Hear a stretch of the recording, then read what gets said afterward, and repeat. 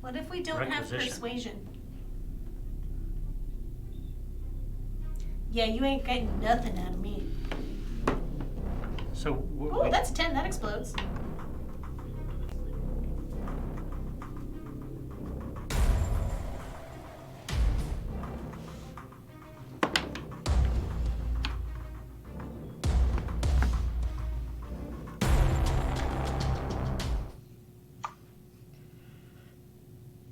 Hello and welcome to Torg's Day night on the iconic production channel. Because if you have been following along on the Ulysses International channel, we have had cyber witches who have been attempting to crash the Godnet.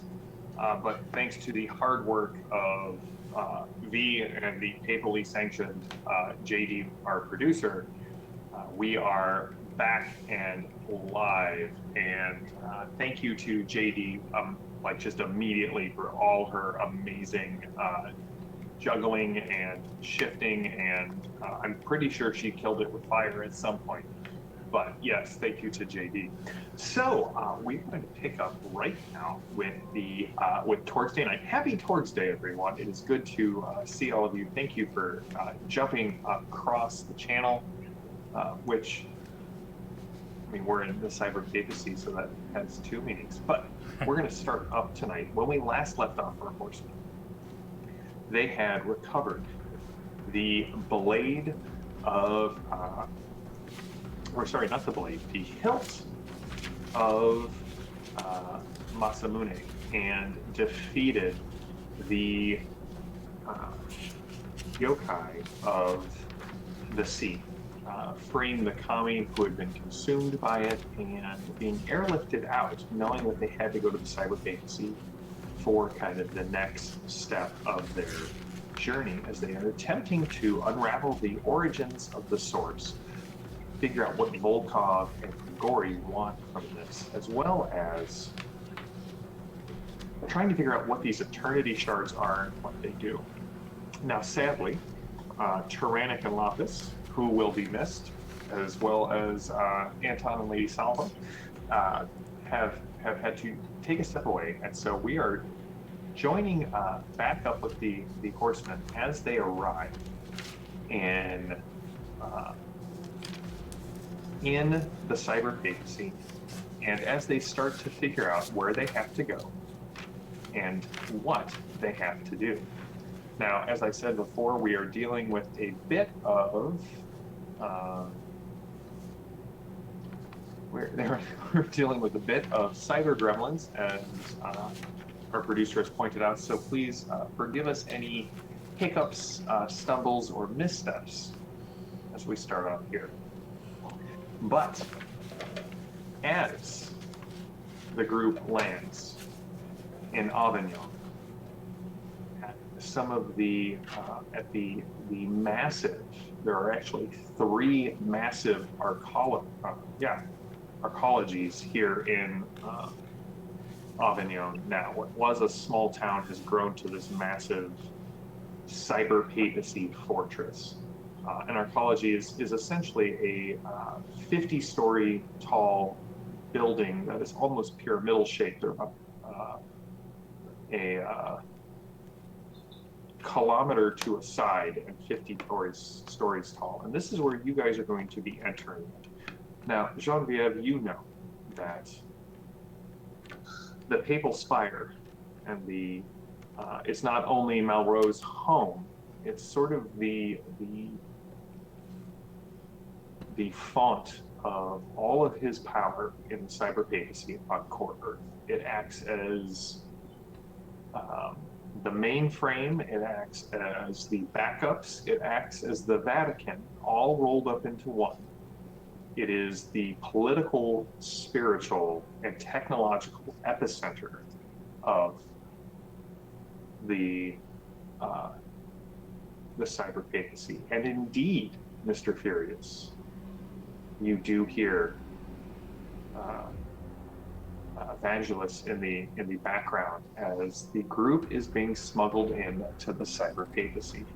Now, V, you have been in and out of the Cyberpapacy. You actually built your character as a someone who smuggles people in and out of the Cyberpapacy when they get targeted by the forces of Melro.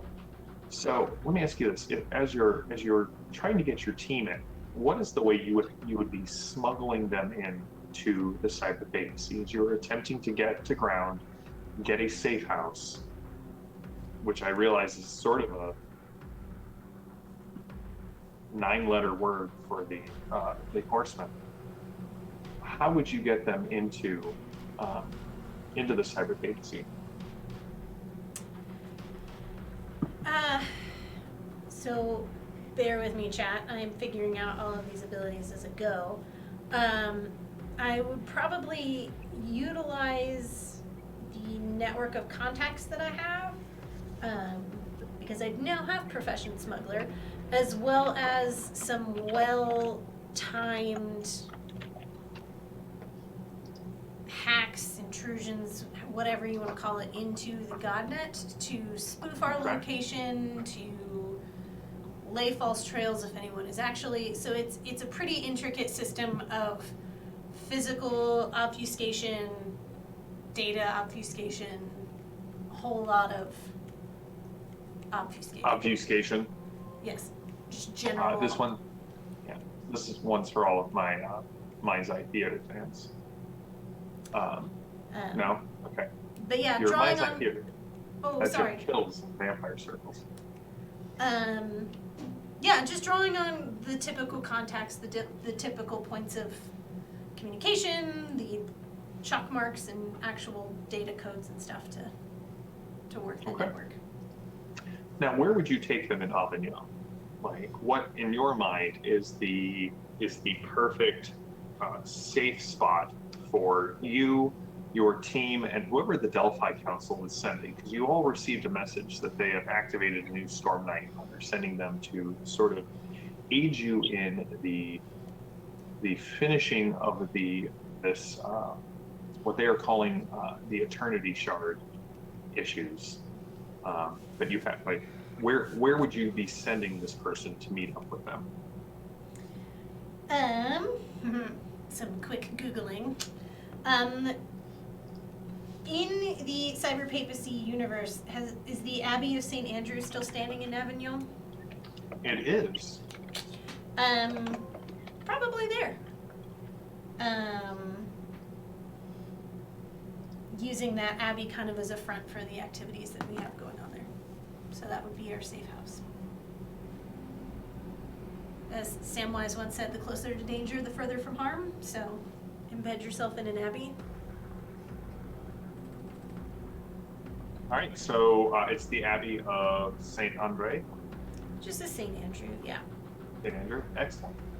All right, well, as you approach the Abbey, you can see that there are, it has sort of been, not abandoned, but its importance after the arrival of the Cyberpapacy has somewhat diminished. The pines that once used to be immaculately tended by the monks have sort of gone from their very sculpted nature to a little bit more wild. The pond in the front, which used to be just surrounded by wildflowers and filled with lily pads, has started to take on more of that greenish, almost greenish tinge and skunkish smell. And as you approach, you can see that it's one of the few places in Avignon, even at night, that is, I don't want to say shrouded in shadows, but let's call it not so much blessed by the light of the Godnet, because the three arcologies and the Papal Spire just shower this area with light, hard like holograms of drones go flitting about. Security operatives, papal samurai, chromed out, wandered the streets. And the one thing be that as you guys get there, you all sort of notice is everyone is projecting this piety code that you don't have. V's got a spoofed one but the rest of you just see like people do things and the score goes up. Sometimes the score goes down. It seems almost arbitrary to you, Edith and Simeon, as you walk through here, but soon you arrive on the grounds of the Abbey of St. Andrew. What are you doing?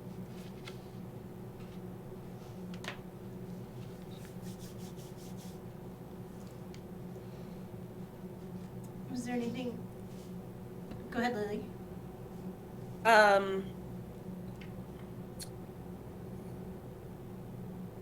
You know, am I still injured? The answer is probably yes. So, you know, still a little in shock here. I can attempt first aid, and you're right, Jim. It's Saint Andre. I was looking at the English website. Silly Maddie. What would I need to do to attempt first aid? You would think I would know this by now. You just have to give me a first aid roll, and actually then, if you guys are still wounded at this point, you've had a convalescence. Okay. Edith, you're Okay. You are fine. So I'm keeping an eye out because V told me that it's a lot more crowded than it looks. Because you know there's multiple layers of what's going on here, and so I'm trying to see how are other people interacting with this space, because I just don't see it. All I can see is the everyday stuff. Now, Lily, when I dealt out the Cosm cards, I believe you have one that has to be played immediately. Yeah. No. Absolute Fiend wrote a Cosm card called The Law of Stagnation, which says play immediately when drawn. Idea cards cannot be played for the rest of the act, and all science tests are disfavored. I'm very sorry, John, but the important thing to remember is JM gave me this card, and it's his fault. Was my because I had the Cosm card of like paranoid something, and that sounded like that might have been a play immediately as well. Is not a you get to play in any populated area, John. Okay. Here, I'll see if I can find it for you, John. I'm sorry. Oh, I didn't know you had a set of cards over there. As you approach this is a place that you grew up, that you've used as a safe house. Father Louis is an old man in his 80s, but is not showing signs of physically failing or mentally failing. He's old, but he's just kind of as spry as he used to be. And you guys can see as you approach that there's a gentleman standing next to him talking with Father Louis. A gentleman who is dressed much like our newest horseman is in the frame. Everyone, welcome to Ben, who also is known as Restar on Discord or in the chat. Ben, welcome to the Horsemen game. It's very, very nice to be here. Thank you for having me. So, Mick, you've been standing here talking with Father Louis, waiting to meet up with the Horsemen. You were activated at the during one of the epilogues of last week's game, and were sent here because this is the coordinates that V brought you into. And as you've been talking with Father Louis, you can see the old man's eyes, which are sort of a very pale blue, almost to the point of being a gray. They suddenly look past you, and you can see under this magnificent steel gray beard, you can see this smile starts to break up, and puts his hand on your shoulder, and he's like, I believe the people we are waiting for are approaching. And he kind of waves a hand. You can see crossing the bridge that kind of arcs over this very stagnant water is, well, Mick, you know them from the files. You can see V and Edith and Simeon. What has he done to his legs? Like That them? was not in your file, Nick. I'm something's different. I do not know, my friend. I would say that those look more like monkey legs. But you know how the youth are here in the papacy. Many of them are chopping off what the good Lord gave them and replacing it with chrome and steel. I can only assume wherever he is from, they do the I'll same. put my hand on Father Louis' shoulder and say, I understand, Father. Deep inside, I'm just a 10-year-old girl. And he kind of, they warned us about Nephilim creating hybrids. I wonder if that is who. Hello, V. And he kind of crosses the intervening distance and kind of gives you a large hug and the traditional kisses on each cheek. Bisous. Bonjour, père. Comment ça va? I asked how he was doing. Yeah, bien E2. I Listen, if you had asked me how to say hello in like Ugaritic or Sumerian or ancient Hebrew, I mean, heck, even in Sylvan, I would probably have been able to, or Sindar, I would probably have been able to answer. But French, it's not one of them. He responds in kind and tells you, "It is good to see you. Things have gotten much worse since you left, but I have kept the place as you have asked me to. Although several of the children always wonder what is behind the door, I have told them that it is a demon. That she is bound beneath the floors of the abbey. It keeps them out of trouble and makes them listen to me when I need them to. It is all in good fun. This is the gentleman. He arrived earlier today. He talks about you a lot.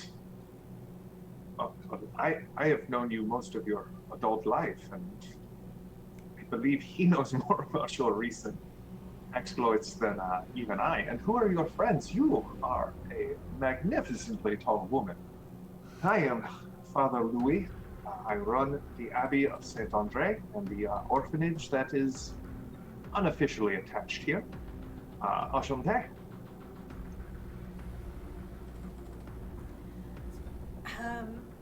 This is Edith. He said nice to meet you, Edith. He's just complimenting you. And this is Simeon.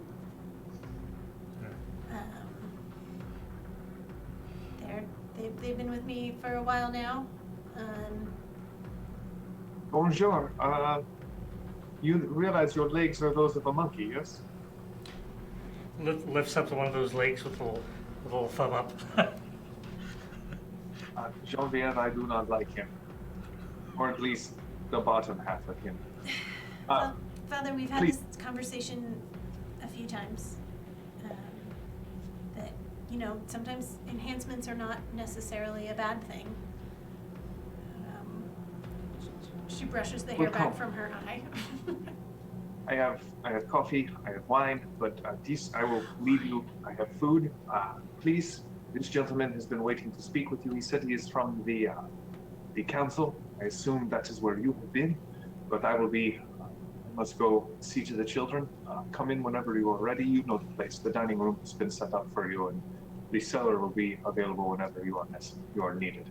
Father, can you break out some of the Abbey cheese for our guests? I mean, mostly for me because I've missed it, but No, of course.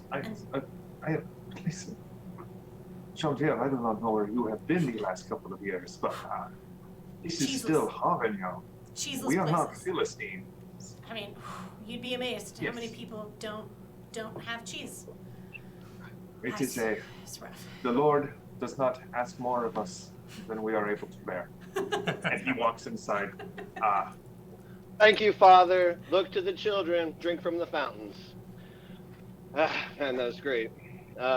Listen, everyone. My name is Agent Ronald McCartney Lane. You may call me Mick. You may call me McLean. You may call me Agent McLean. Waited for a long time to meet all of you, really. I come from Homer Division. It's a division of the Delphi Council where we storytell. You achieve glory, and then I tell everyone the story, and it frees up the Ords to go back to core Earth, which is what I'm fighting for, even though you're all from freaky alternate reality. So I'm really super excited to be here. It's kind of like getting called up to the big leagues, honestly. Again, a reference you don't get because you all come from crazy freak realities. But the point is, wrap up what we need to do here at the Abbey. V, if you've got something hidden behind a door, let's grab that, because I want you to know that I requisitioned a base of operations here in the Cyberpapacy just for us, and I got a good success. Yeah, that's right. Yeah. As he says big leagues, V turns to Edith and is like, is that a fat joke? What is he talking about, big leagues? I only understood about half of what he said anyway, so, you know. I don't. Right. Ooh. I mean, so you want to? Have you guys ever flown in a flying car? You guys want to get in a flying car and A Zeppelin? head on over to my cool base of operations? If so, I gotta spend a glory. Hold on. So wait. So we're moving our base of operations from my base of operations? Well, I think what he's suggesting is that if you do not want your base of operations to be compromised by this mission, he has Fair, requisitioned something larger. That way Yeah. your bolt hole remains a bolt hole. Look, I really have watched you guys through the Homer Division. I even have gone into places after you guys were there and told them your story to try to free them up. It's not that successful. It's why they put me on the team directly. Now, I know that you care about people and destruction of public property and loss of stuff. So maybe let's don't endanger Father Willie and the children he's clearly caring for that he's too old to do. And let's take it to somewhere where old man McGee and Artful Dodger and the kids don't bite him. None of that was our fault. For those of us at home who may not know what the Homer division of the Delphi Council is, Ben, can you just give us a brief overview of the Homer division and what their goals are? Now, V and Simeon and Edith, you would have heard of this in character, so you would know. But let's give a little bit of an overview of that division. So the real way, one of the real ways to save the world in Torg is to achieve glory, which is a roll of 60 or greater, generally doing something important, not like looking for a thing you lost, like actually in a fight. And then someone in the Homer division, or the Homer division is designed to have storytellers who then tell the public of that glory. It inspires ordinary people to be able to break away from the cosm that they're in without dying. For example, if we were to go round up a bunch of people here in the Cyberpapacy and smuggle them back into regular Earth, because they don't have possibilities like we do, they would either immediately die or slowly like wither away. And so the only way that we can save people and keep them alive is through, one, achieving glory, two, the retelling of that glory. And so the Homer division is not named after the patriarch of The Simpsons. It is named after the epic poet. So every time Maddie has rolled a glory, because let's be honest, if the first one was Sadie, and then after that it's basically been anytime Maddie has like shown up to a horrific scene and then is like, this is actually going to be an awesome adventure as opposed to the scary one that JF had planned, which, by the way, is coming at the end of the month. Another scary adventure that will only last for about 6 seconds with the B team. Stay tuned. The Delphi Council sends in members of Homer Division to make sure that that spark that the glory ignited continues to grow in the populace. So they are I don't want to say bards, but they are bards, they are PR specialists, they are storytellers. They're the ones who realize that the true fight of the possibility wars isn't a shooting fest with the High Lords, although other divisions would disagree. It is this igniting of hope and putting possibility back into core Earth to cause the Ords to realize there's a fight going on. So they're like the influencers of Mhm. the Delphi Council? Yeah, I died a little inside. Thank you for that. But yes, they are possibility influencers. Are there any jongleurs? There are probably jongleurs, and I would say mines, but let's be honest, not even the Homer division would use mine. I apologize to all of our mine friends who are watching, but I know that you won't actually say anything. So Mick, this new member of sent in by the Delphi Council, has offered respite at this Delphi Council requisition base of operations. So remember, you guys are beta clearance, so you guys have the ability to requisition gear from the Delphi Council. So, And I have it at my base of operation. that's you have and you did. So V, this is your stopping grounds. Whereas in Orosh, we were really leaning into Edith as kind of our guide, and in Pan Pacifica, it was a little bit kind of Lapis's kind of dealing with the fallout and the redemption of Lapis. Just to let you know, this is your cosm. This is where you're going. And Mick, I will let you know that the analyst, who is another member of the Delphi Council, who is really just sort of a Colin. He's really kind of he's a pencil pusher and a bureaucrat. He is waiting back at your base of operations because they have he has aggregated all of this data of the Horsemen missions and this other group called the Bay Tang. The B team, possibly. No one really knows much about them, but they have recently had, basically, he is waiting to brief both you and the Horsemen on kind of what they've discovered about these Eternity Shards that the Horsemen have been recovering.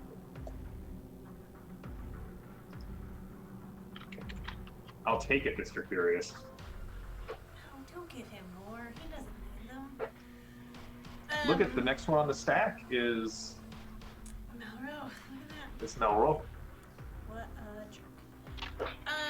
jerk. V would probably ask just to spend a little bit of time here. At least eat some cheese. Let the woman just have some good wine. I need some real stanky gooey cheese. It's gonna be better for everybody involved if she can. And then she will probably sneak into the demon room, which is, I'm assuming, is just her bedroom / office, or is there something else? There is something else. No. So the Abbey of San Andre was built over old Cathar caves in Avignon. And so the Cathars were a group of heretical schismatics who were mostly centered in Spain and France. And they would build these refuges to hide out from the Inquisition. And very few people knew that they had spread as far as Avignon. And so the Abbey was built on top of these old Cathar caves, and you have retrofitted these caves. So it's a bedroom, it's your base of operations, and it's actually where you keep people as you are waiting to provide escape out of the Cyberpapacy, or when you were a smuggler, when you were bringing people into the Cyberpapacy, which you have done on several occasions. Most of those identities were, they were obfuscated from you, like they were agents that the Delphi Council wanted to smuggle into the Cyberpapacy. We've talked a little bit about that kind of in the very first early episodes of the Horsemen game. that V is one of these people who brought people in and out without the church knowing where or how these people were leaving the cyberpapacy or being smuggled in. So this is kind of where you were at. So there's several small caverns that are equipped with small reclamators, small kitchens, light displays, little cots, places where people could be sort of comfortable as they were waiting to either be smuggled into the arcologies or out of the arcologies. Yeah, so she'll probably stop in, check in with her contacts, probably spread the word that in some ways they have a little bit of an upper hand on the Frenchmen, in some way they're in debts, so maybe give him a wide berth for a little while, see if there's any new movement in the, I guess, underground system, any persons of interest. I will also ask, throwing all the way back to the beginning, about if there's been any leads on the student that I set out to find. I feel like I learned her name at one point, but I do not remember. Oh, Sarah, there it is. Notes. Yeah. So, go ahead and give me a computer's roll, and then I'm going to cycle through everyone else real quick, and we'll come back to you. Simeon, what are you doing as you enter into this, as the rest of you enter into the Abbey, and I'll get to Nick here at the end. So as we'll say, Simeon and Edith definitely follow in. You can see that Father Louis is running an orphanage, and there are probably 24 kids between the ages of about 3 and 15. Some of them are sweeping, the little ones, the older ones are reading. The little ones, they're sort of winding down. What you do notice is there's no hard light displays inside the Abbey. So there's none of the hard, like the holographic displays. No one in here has any sort of piety monitor. This definitely feels like it's off the grid. But you can see kids are whispering. They're like pointing at Edith's, just at Edith. Into your jacket, definitely the Edith. They're pointing at Simeon's legs. You've definitely got a leg up on most of the people in here, and it's Abbey, Simeon. So, what are you two doing as you enter the Abbey? Well, I heard the mention of wine. I think I would take interest in that. It's a mighty fine wine. But then, I guess also when Nick mentioned the dirigible like thing, I kind of piqued my interest too. So. So are you watching the skies to see if you see any flying cars? Okay. Edith, what are you doing? Observing the surroundings. So you said it's not very tech heavy in here, so I assume I feel more comfortable than I did on the way here. It actually, this definitely feels like something that could possibly have come right out of, it would probably have been more of a ruin in Orosh, but it was built in like the 1200s, 1300s, so 1300s. So we can see the similar history. So you said there's orphans here, and I know that V has smuggled people through here, so do I observe anything in particular about this building? Give me a find roll. What exactly are you looking for? I'm just trying to get a feel for the type of people who come through here. Okay.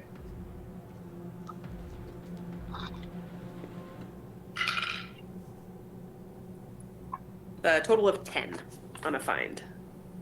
10 on a find. As you look around, you can actually see that there are actually tapestries and murals referring to something called the nope, I'm going to stumble over it. Albigensian Crusade, which is, you can see there are the slaughter of Cathars. There are people in like armor, like knights. I mean, things that you would have seen kind of in the ruins on Orosh or in like illuminated manuscripts by the priests of Orosh. Shelley probably has pictures like that in her Bible that she carries around. But essentially, it looks like at one point this was actually a fortress that has been converted into an abbey. And what you can tell is most of these people, like the kids, every once in a while you see a bit of chrome on them, not nearly as much as B, but it looks like most of these kids, you don't see any other adults. So, I mean, Edith, you're from Orosh. You are well familiar with, you know, what the poor and the destitute and the unwanted look like. It looks like this guy, whoever he is, just takes in those kinds of people. Now, the question that may come to mind with your role is, did V ally with this person? Did she come to ally with Father Louis, or was she raised in this place? Yeah, the question that I have is what happens to these kids? You don't see any, like I said, you don't see anyone really over the age of like, maybe, I mean, how good is Edith at judging children's ages? Yeah, if it doesn't have fangs or fur, I would assume that you're Not good at identifying. They appear to be mostly human. They do appear to be like 99% human, but you don't see anyone really kind of over the age of like the young teens. Maybe there's one girl in here who's about 15. That's about it. Like, there's no, like, it goes from 15 to like mid 80s. that is the gap. Like 65-year jump. Okay. Now, when you said that these kids were kind of reacting to us, is this kind of a positive reaction or like a curiosity kind of? It is definitely a curiosity thing. They are looking at you like, well, I mean, Simeon, you have a big head and you have 8 legs. Like even in a cosm filled with chrome and hard light, you stand out like the big toe that was on a gorilla that was smashed by a hammer. Like we'll call it the sore toe.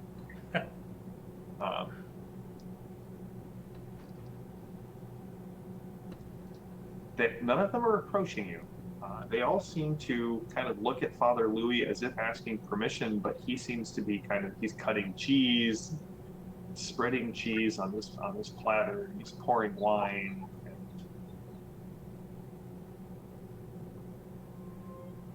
they look at you because you are something they have never seen. It is the nature of children to seek innocent curiosity. None of the children here will make fun of you for your deformities, but I'll get down on. Oh, sorry. I'll get down on like one knee and I'll kind of welcome. Welcome anyone to approach if they wish. And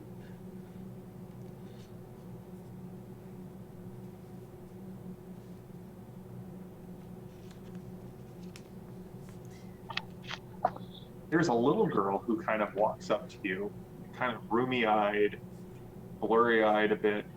You can see that she's probably about 4 or 5 years old. Are you a monkey? partly, well, ape or a gorilla. Do you want a banana? I love bananas. I used to have a monkey, or my dad did. He would turn a little box. Do you turn a little box? I do not. I'll still get you a banana. But and she goes and walks off.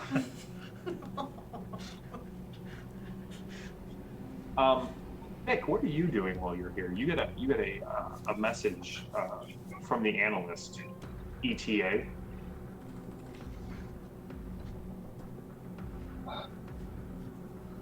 So it's night, obviously. Mhm. I guess I would text him back, hopefully before it gets too dangerous. Trying to show these people a good time. They don't know what's up yet. And you said I've been at the orphanage for just a little bit. Yeah, probably about like 2 hours, 3 hours, something like that. You arrived early because I mean this is the Horsemen. Come on. So I don't see. So there's not a little boy who would answer to the name of Gideon there. That's a 20. There is a little boy named Gideon there. Okay. When that so okay. 2 hours ago, when I was with father and all the children were around, I randomly shouted the name Gideon several times to see if anyone would respond, and someone did. Yes. Is it my lost son? I mean, it was a natural 20. Well, that's a 10, so we're at 30. If I cross the 40 threshold, 39. So, no, it is not your lost son. But it looks. Oh man, his. I mean, it looked like your mind started to crack, and then you're like, no. Okay, well then, I definitely can't go back into the orphanage without crying. Okay. And and so I don't. So I will stay outside and protect my Peugeot 115 car. And if anyone tries to get near it, I will, in a very compelling voice, say, "Back off." All right. So V, what did you get? I got a 17, but if I need to, I will spend whatever if I need to go higher. 20 would be an outstanding success if you would like to get to there. Beautiful. I will play willpower. All right. So you get a couple of things, right? Your contacts in the Cyberpapacy are really more digital aliases and spoof bots and spy programs that you have kind of gathering information from the .net, skimming it, organizing it, and pulling it together. So the first thing you do with a 20, now that you're back in your home system,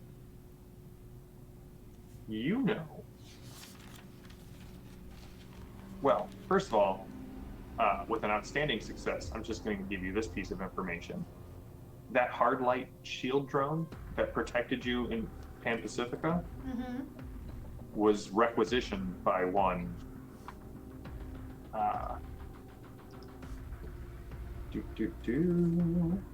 Got your character name all memorized. Ron Lane. Although he was technically not a field agent at that point. He was more of a member of the Delphi Council, but his status is a little bit more nebulous at that point. He was able to requisition that for you to kind of protect you. Your contacts, so what were the questions you were asking about Sarah? Yes. What else were you? I was asking about Sarah because that's who I was hired to find, and then I was also reaching out to the physical connections that I have.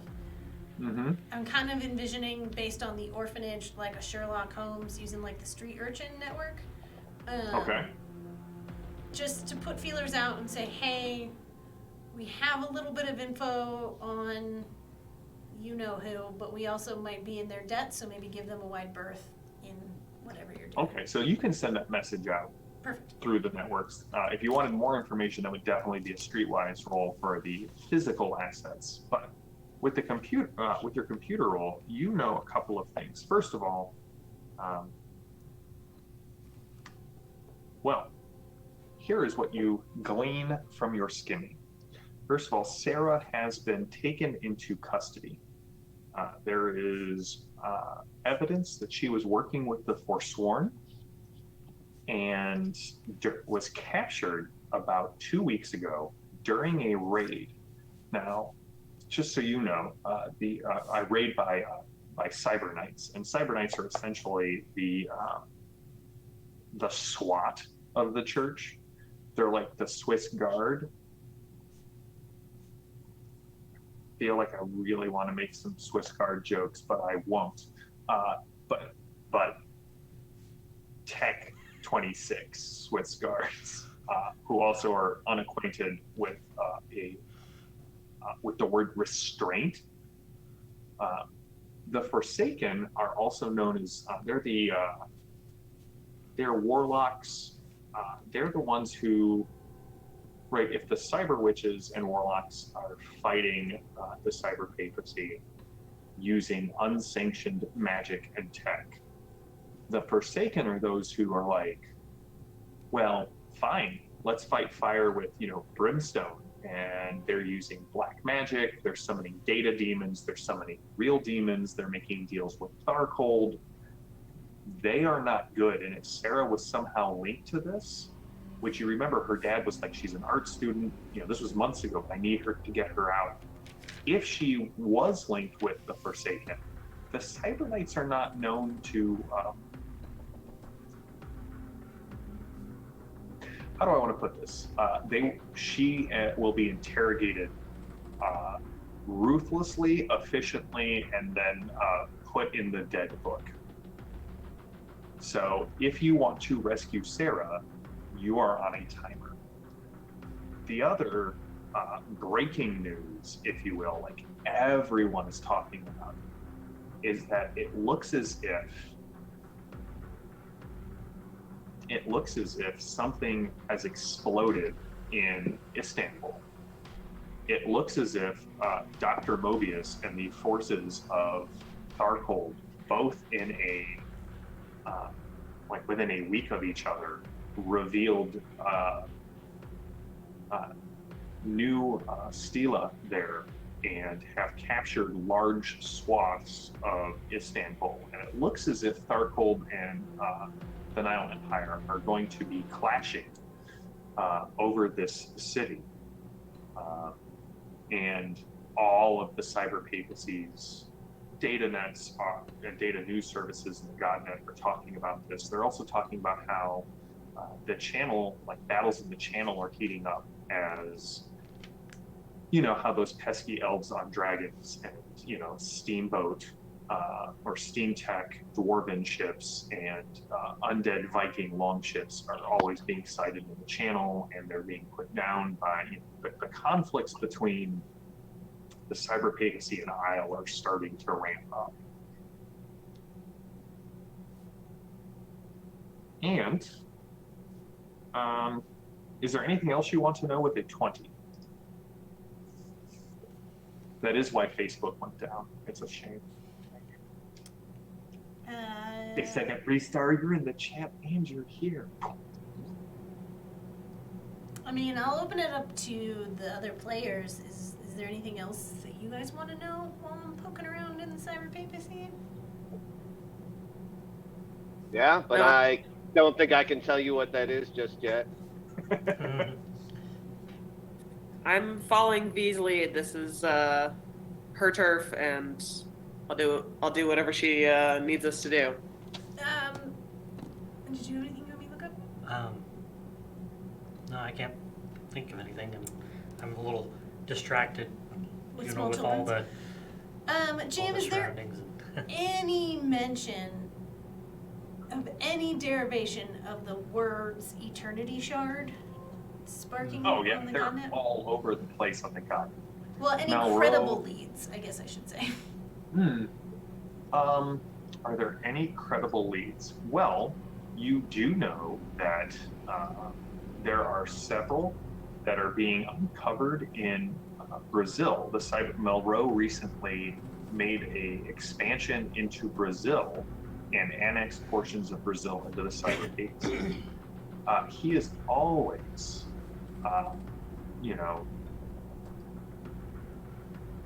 There are always rumors of the Forsaken who are looking for the Dictionnaire Infernal.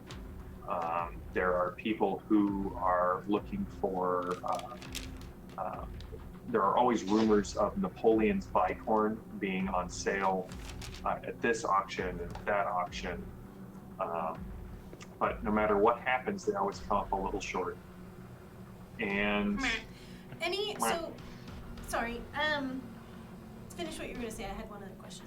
no, that's basically it. Now the other thing is, with a 20, you do know that there has been rumors that Melrose has recovered something called the Grimoire de la Source, so the book of the source, and that pings on a lot of your data nets because, right, the source is one of those keywords that you've been searching for whenever you've had access to high enough technology to do data searches, because that's the thing that Grigori and Volkov seem to be seeking to open up. So the fact that Melrose has apparently recovered something that pings on both the Eternity Shard and the source searches it is disturbing to, right, anytime any of the High Lords get their hands on something is,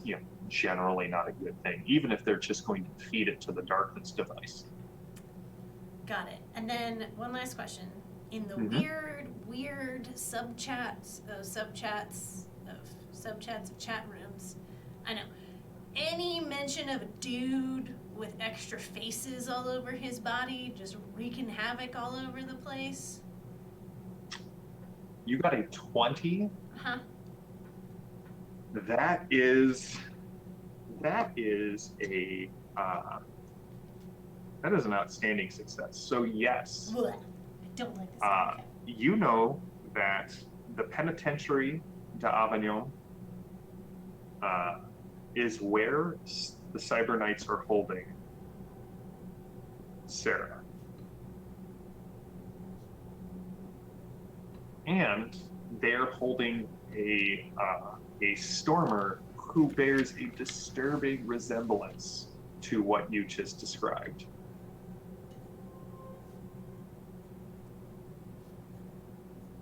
Because we never resolved that, right, Lily?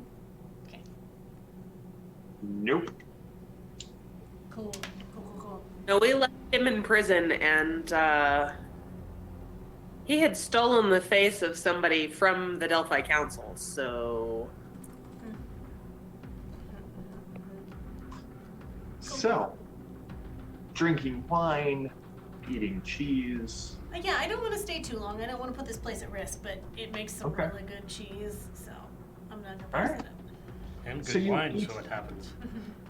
Eat and drink your fill.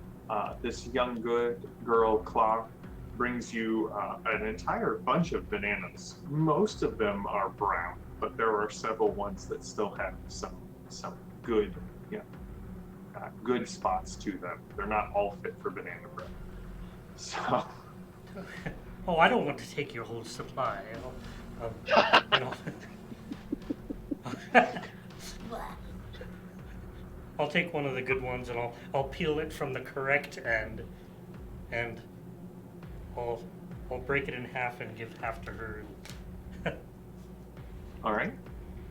Well, you guys eat and drink your fill, and very soon, you feel like it's nearing midnight. The children have kind of gone to bed. Father Louis lets you know you need anything, V. You know how to get hold of me. I will provide what sanctuary I can. You definitely hear one of the kids from the room scream, "Sanctuary!" I'll yell it back. Sanctuary! Edith, that's another one of those signs that it's like, it feels like an in-joke among the kids here, and B totally jumped in on it. So, but soon, it's time to see what Mick has prepared for you. To the dirigible. Mick, as they leave, I assume you're going to let them know that there's not actually a dirigible waiting for you. No, it's a That's what he sedan, described. and it's a Peugeot. You know, it's a quality French-built car, and it's hovering five. No, you got to be able to get into it. It's hovering like 2 feet off the ground. What It just manner doesn't of have aerostat is this? tires. Oh, it's it's the Cyberpapacy's finest. Nothing but the best for you guys. I want to show you around, make sure you guys feel good. There was some talk about you not feeling safe at these safe houses. I want to let you know. Security measures do you have in place? Have you inspected this vehicle for explosives? Yes, eat it. Yes. I gotta tell you, I have I've checked out this vehicle, but I'm gonna go ahead and roll streetwise. We don't trust anything with the word safe attached to it. Never again. Never, ever, ever again. Okay, so we might have to play a card on that. It's a streetwise of 12. That's not bad. Uh-oh, we Oh, lost. you're muted. Oh. We lost you. A streetwise of 12 would give you a normal success. And you've been watching this thing like a hawk. You don't think that there are any explosives. I'm also incredibly cavalier. Get in! You guys, I'll let you pick the radio station. Pinging off of Obviously. Edith's paranoia. Do I know, can these cars be... We're not paranoid at all, it's fine. Be remotely... Only paranoid. I haven't been blown up more than once. Can someone remote in and take control of this car? It was requisitioned, so they would have to at least roll dice against my ability. Yeah, here's the thing, V. You're in the cyberpapacy. Uh-huh. Anything can be hacked. Uh-huh. But it is a matter of three things: awareness, sympathy, right? They have to know the device exists. They have to have some sympathetic connection in the fact that they would have to know that Mick has been attached to you, right? And it's a matter of strength. They would have to overcome at the very least, the basic safety systems. But if he requisitioned this from the Delphi Council, requisitions from the Delphi Council always arrive clean, if that makes sense. Okay. I'm going to, as we ride in the car, just pay attention because aforementioned dude stole a dude's face from the Delphi Council and told us a lot of really great things. And then he wasn't. So, pretty much. So, I'm just going to be on high. I mean, I'm always on extra high alert in the papacy, but be on high alert when I get in the car. All right. So Mick, as the car takes off, Simeon, this is no aeroplane. This is no dirigible. This isn't even a jetpack.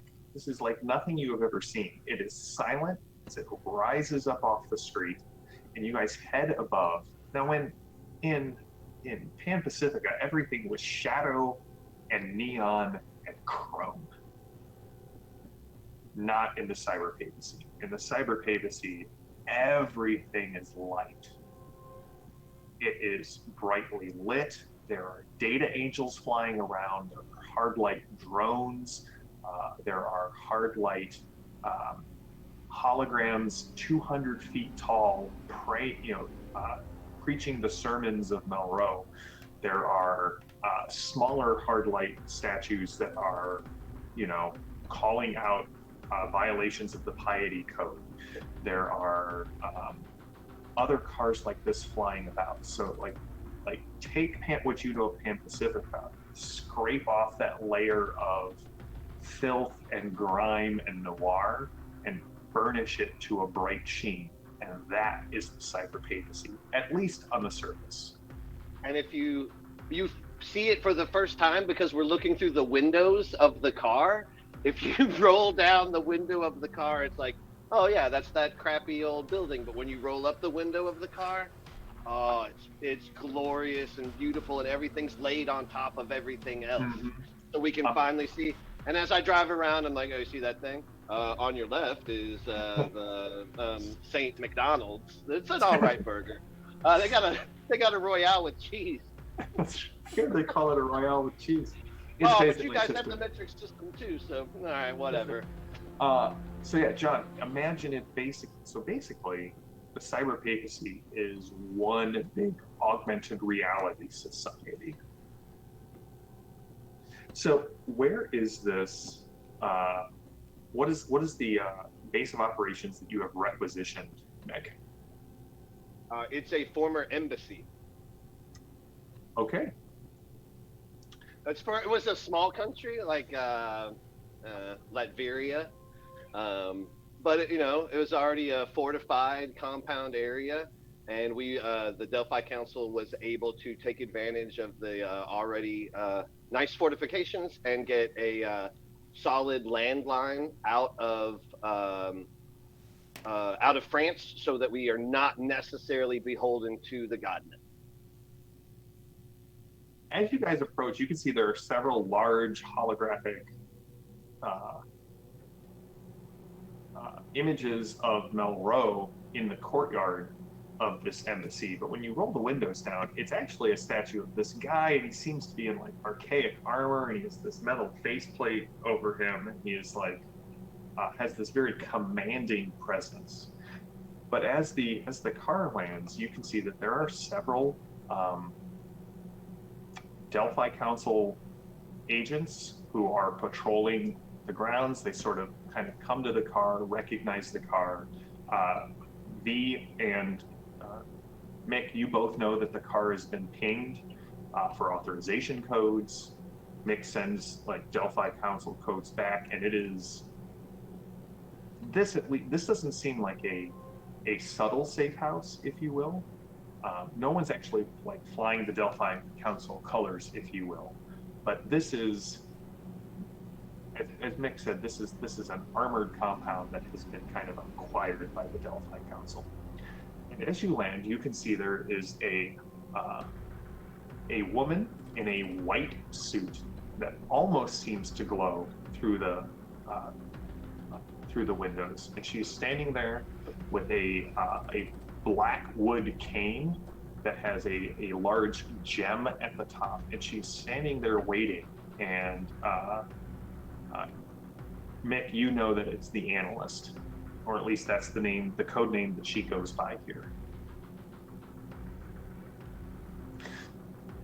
As the doors open, you hear her call out, "Excellent, Horsemen. I'm glad to see that provisional field agent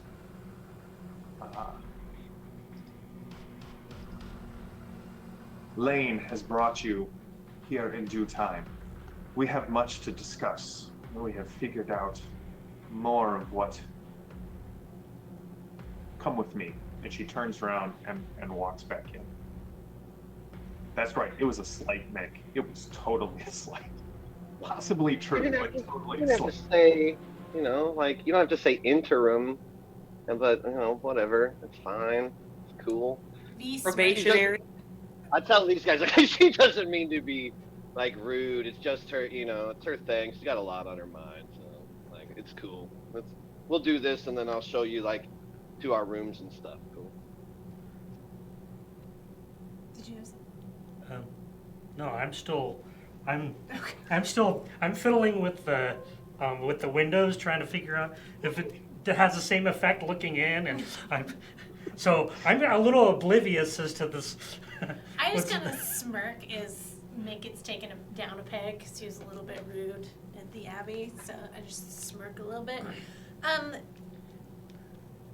Jim, can I, as we're going and as we gather more requisition equipment, one, get everybody updated comms from the Zuzus, and also work on getting folks spoofed piety scores? Yeah, that would be a great requisition roll here. And we'll do that at the start of next session. Great. Okay. as you walk in, you can see that the main area of the embassy has been cleared out, and the analyst is continuing to watch. She walks through several doors, just assuming you're following her. You can see guards on the balcony with some machine guns. Some of them have, chrome eyes that you've come to expect of the Cyberpapacy people. But she leads you through a little bit of corridor, and Nick, you know where she's leading. And as you enter a small room, she flips the lights on, and there is a small balcony that overlooks, and you can see there are Delphi council technicians.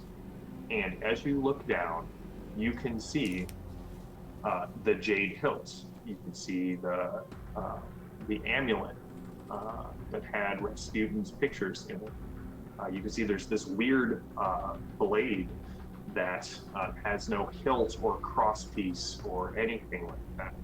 You can see there's this large chunk of meteoric stone that looks like it's kind of been carved into to have a rough, flat surface on the top. And there's also a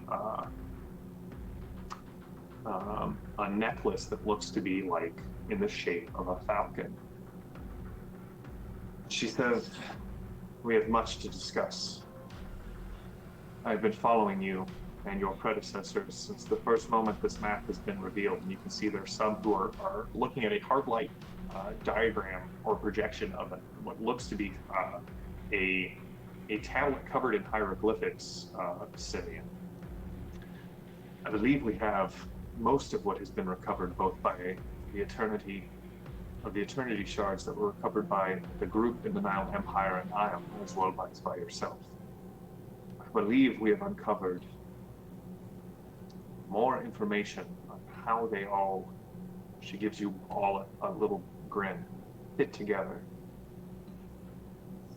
If you will take a seat, I will tell you what I know. We can outline our next steps." As the scene kind of fades to black, you guys can hear this kind of crackling, or the audience can hear this crackling static. "Did you get the message?" "I did. She's back in the Cyberpapacy." "What do we do?" "He said we shouldn't interfere, that all debts will be settled. But keep an eye on her for now. The Genevieve owes the Frenchman. The Frenchman always collects his debts." That is where we will finish for tonight. We will pick back up next week. Welcome to the newest arc of the Torg Eternity Horsemen campaign. I would like to thank Ben for joining us on this. I would like to just say sometimes you are the hard light statue, and sometimes you are the cyber pigeon. And tonight it definitely felt like we were the hard light statue. I appreciate all of you in chat for being patient with us as we jumped over to the different channel and then got everything reset up. As always, thank you to JD. JD is the iceberg of Iconic in the Ulysses channel, which means if the 10% you see is running well, it's because the 90% she's doing in the background is running smoothly. So as always, just thank you to JD. Now I will say we do have a ton of others.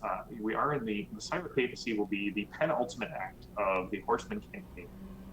We do have a break at the end of the month where I will be running the traditional B-Team Halloween one-shot. And I have been in touch with Bureau G for some Christmas special for the littlest or possibly the stupidest drone, which will be a 2 to 3 act. Do you have your Bureau G costume? Yeah, oh my gosh. Maybe we should just call Restar the Master of Disguise. It's good stuff. We will be back in a week with more Cyberpapacy. To everyone in the chat who followed over, thank you so much. Mr. Furious, it's always great to see you. Evan, it's good to see you. Again, I apologize for the confusion tonight. I promise this will be uploaded on the Ulysses YouTube channel, and we will be back to the Ulysses channel next week. There is no Fading Suns this week. If you did not catch the Ascending the Mountain of Purgatory, which was our interlude episode. Go check it out. I feel like it was one of the best episodes that we have done.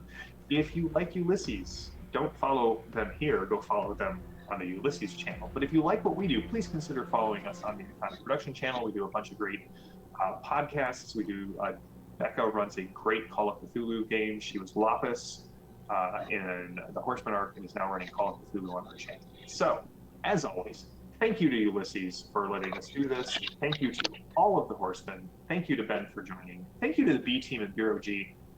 There will be more of your games coming up. And until next time, stay safe, stay healthy, stay gaming. I am James, GM.